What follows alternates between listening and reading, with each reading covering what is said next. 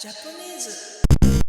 Bonjour, c'est Ritsuko, une japonaise habitant en France. Aujourd'hui, je vais parler de mon niveau de français. Quand je suis venue dans ce pays, je ne parlais aucun mot français, mais puisqu'à l'époque, il était mondialement connu que les Français n'acceptaient que leur langue, j'avais fait quelques efforts avant de quitter mon pays. J'avais préparé des petites cartes sur lesquelles j'ai noté des phrases en français que je peux remontrer plus tard à chaque occasion donnée. Par exemple, le jour de mon arrivée en France, je devais aller jusqu'à Tours en passant par Paris. J'ai pris un taxi et j'ai montré ma première carte. Je suis arrivée à la gare et au moment de paiement, j'ai sorti ma deuxième carte. C'était très important parce que j'avais ma valise. Et c'était la première fois que j'ai dû laisser des monnaies au chauffeur de taxi parce qu'au Japon, même si quand j'ai des bagages à laisser dans le coffre, il n'y a pas de frais supplémentaires.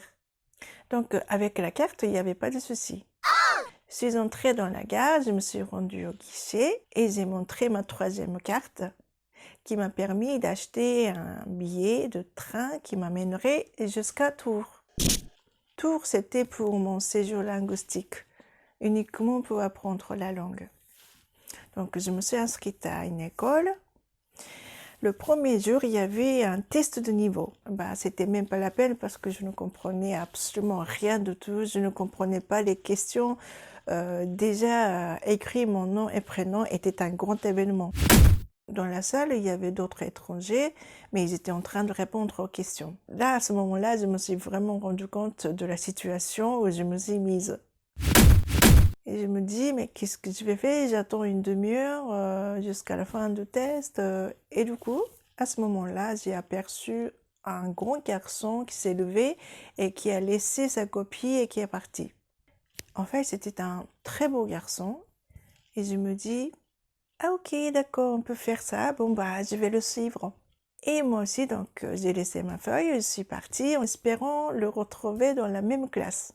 Et oui, le lendemain, il était dans la même classe. Et c'était ma première motivation pour apprendre la langue de Molière, alors que c'était un Norvégien. On est restés des bons camarades. Ah, qu'est-ce qu'il était beau et gentil. Et quelques années plus tard, j'ai entendu parler qu'il est devenu mannequin professionnel à Paris. Il s'appelle Christopher. Qu'est-ce qu'il est devenu aujourd'hui? À l'école, puisqu'il n'y avait pas de niveau 0, j'ai commencé avec niveau 1. Mais là, apprendre le français en français avec le professeur qui ne parle que le français, le texte français et le manuel français, non mais non, c'est impossible, il faut avoir une base. Je suis sûre d'avoir fait un grand détour à cause du manque de base. C'était vraiment une catastrophe. Donc au bout de 6 mois, j'étais toujours au niveau 1. Après, je suis venue à Paris et quelques années plus tard, je me suis vraiment rendu compte qu'il fallait maîtriser la langue pour faire ce que je veux faire dans ce pays. Il faut savoir parler, lire et écrire. Je ne maîtrise pas encore parfaitement cette langue, mais loin de ça, je fais des fautes, j'ai des accents japonais, j'ai des hésitations, je connais pas beaucoup de vocabulaire, j'en connais peut-être 20% de ce qui est dans le dictionnaire, mais encore peut-être 10% ou 5%. Mais je me débrouille plutôt pas mal et je me prétends être pas si mauvaise que ça.